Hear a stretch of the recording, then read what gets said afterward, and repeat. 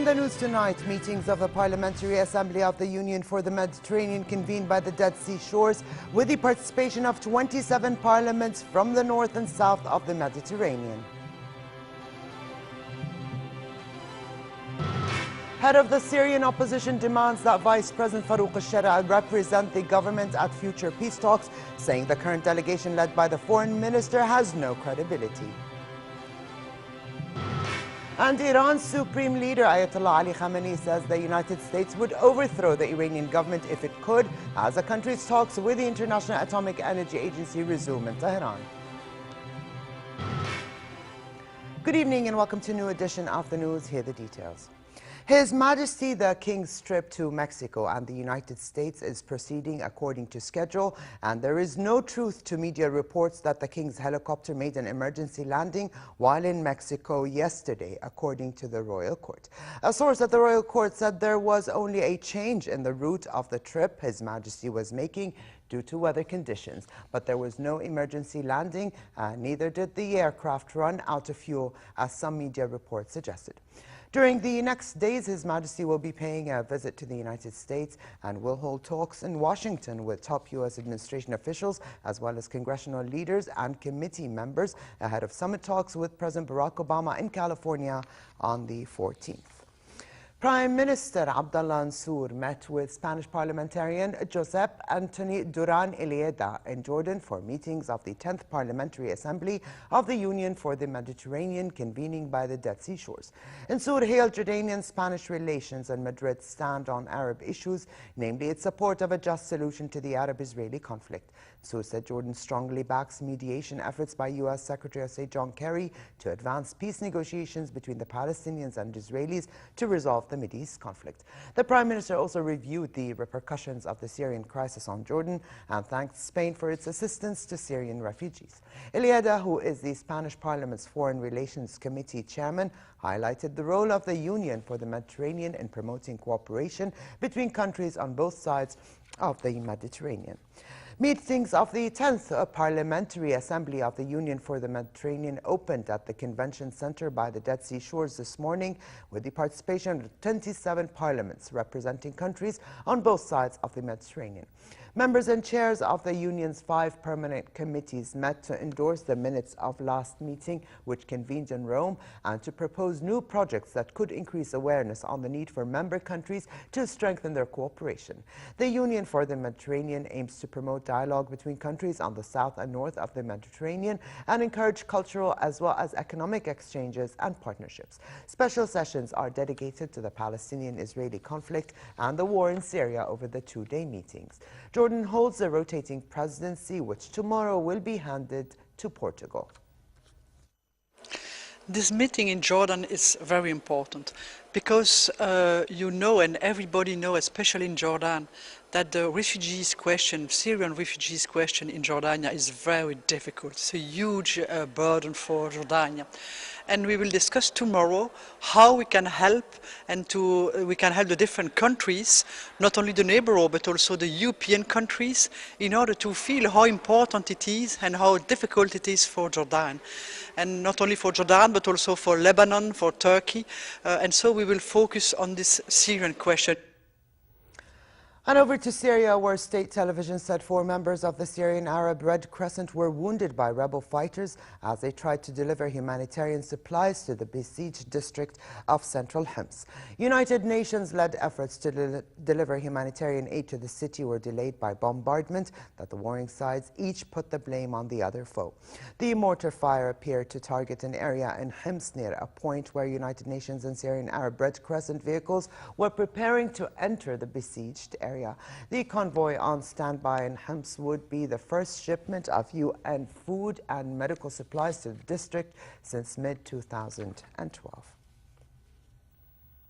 And in Cairo, head of the Syrian Opposition National Coalition demanded that Syrian Vice President Farouk al-Shara represent the government at future peace talks, saying the current delegation has no credibility. Ahmed Jarba made the comments following a meeting with Egyptian Foreign Minister Nabil Fahmy. The Syrian opposition leader accused the government of Bashar al-Assad of dishonesty and said the Shura should be at the second round of peace talks on Syria's civil war in Geneva, due to start on Monday. The previous round of talks was headed by Syrian Foreign Minister Walid al-Muallim. The talks ended without any substantial progress. نحن اتخذنا قرار وماشيين فيه. النظام هذا نظام كذاب. They are liars. They know they are coming, and yesterday they said so. So there's no point to this dishonesty and deception that they are practicing. And also with regards to their delegation, we are demanding that a personality such as Farouk al-Shara. Why is the Vice President of the Republic not attending as the head of the delegation? He has credibility so far as we are concerned, and the current delegation has no credibility. 15 people died and around 130 were injured when a fire broke out in a hotel packed with pilgrims in Medina, Saudi Arabia. The state news agency reported the fire, saying all 15 victims were Egyptians. Around 700 pilgrims were staying in the hotel. It took firefighters 2 hours to extinguish the fire, and a nearby hotel was also evacuated as a precautionary measure. Iran resumed talks on its nuclear program with the International Atomic Energy Agency in Tehran in discussions expected to broach sensitive military-related issues. The meeting comes 10 days before Tehran and world powers start talks on a long-term accord on Iran's nuclear aspirations that would avert the threat of tension with Tehran.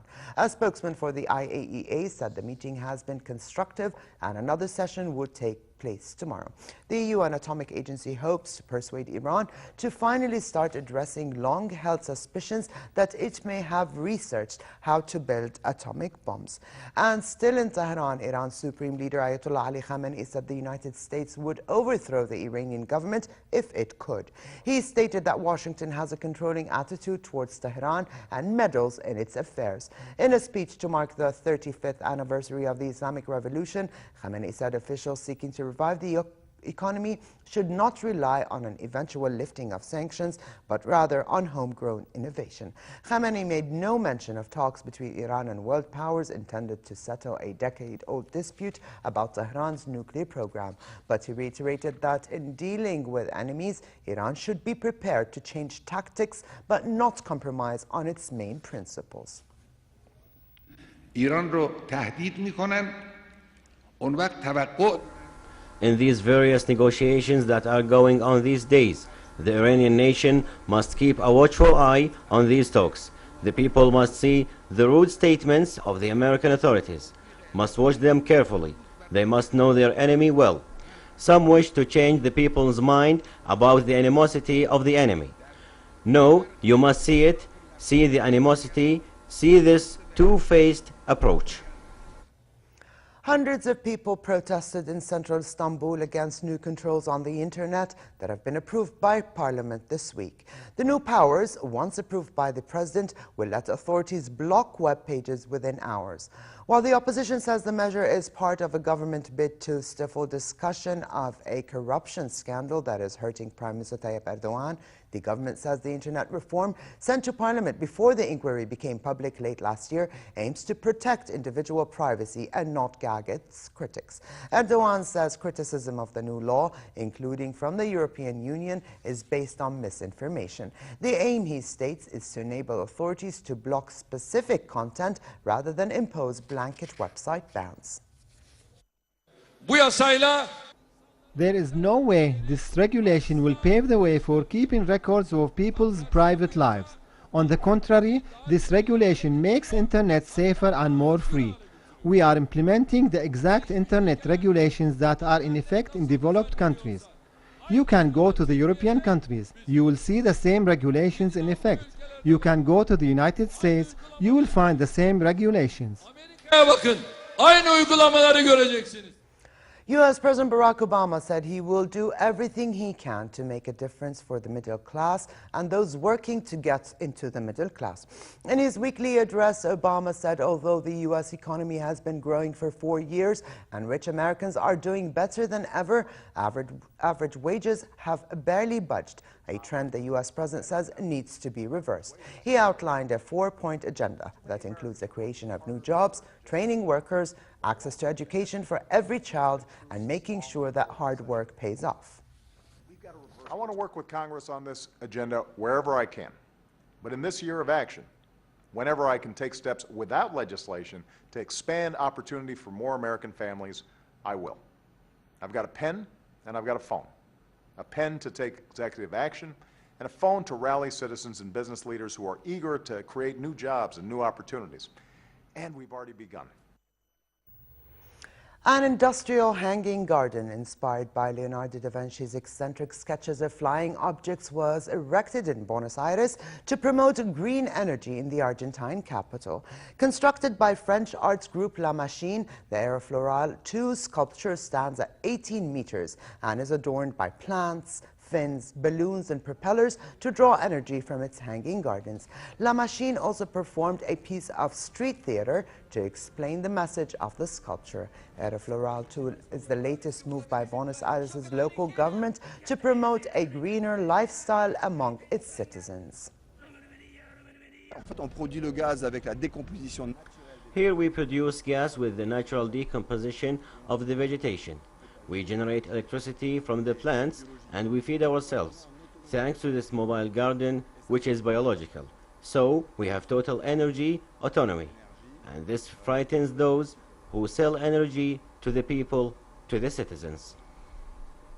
And over to New York City and the Mercedes-Benz Fashion Week. Designer Jason Wu unveiled his Fall 2014 collection that he calls Unflustered Beauty. The collection included bias-cut slip dresses and wide-leg trousers, topped off with coats in a medley of grays and purples. Wu chose a color palette that he believes enhances the theme, with different mauves and purples and dark green. Luxurious fabrics such as velvet and silk were used in his designs.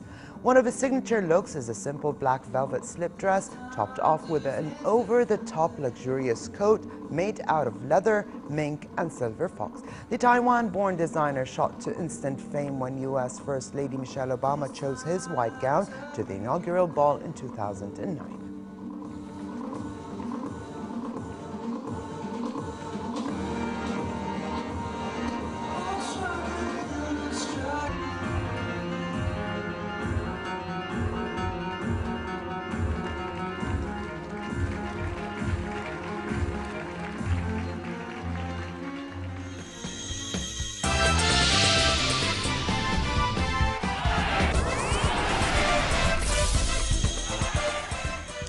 We begin from Sochi and the Olympic Games. American Sage Kossenberg rode an almost flawless first run to win the first gold medal of the Olympics in the men's snowboarding slopestyle. His stylish run earned him 93.50 points. Stale Sandbeck nailed his second run to snatch the silver medal for Norway, while Canadian Mark McMorris took the bronze.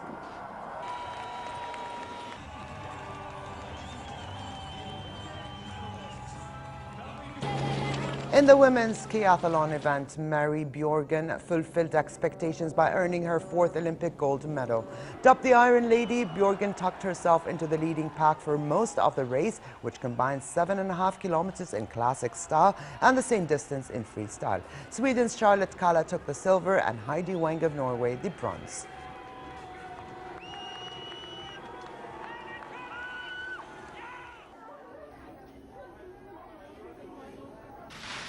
And in the men's alpine downhill skiing, Bode Miller clocked a speed of 132.5 kilometers per hour as he topped the timesheets in the third and final training run.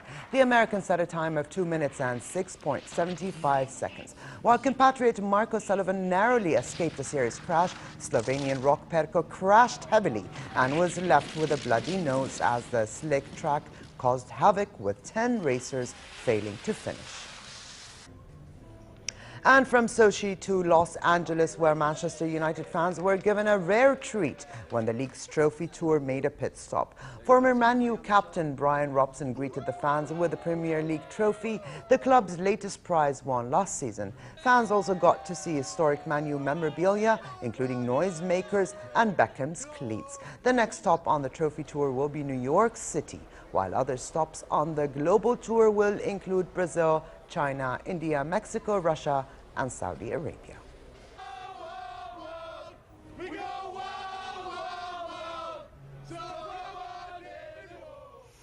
And finally, cold weather continues tonight with northeasterly light to moderate winds. Frost formation is expected after midnight in most regions, including the northern Jordan Valley. As for tomorrow, another slight rise in temperature is expected, but it will remain relatively cold in hilly areas and fair in other regions with southeasterly moderate winds. The Gulf of Aqaba should expect relatively cold conditions tonight, but fair tomorrow with northerly moderate to brisk winds and slightly choppy seas. You know, so look at temperatures forecast for tonight and tomorrow.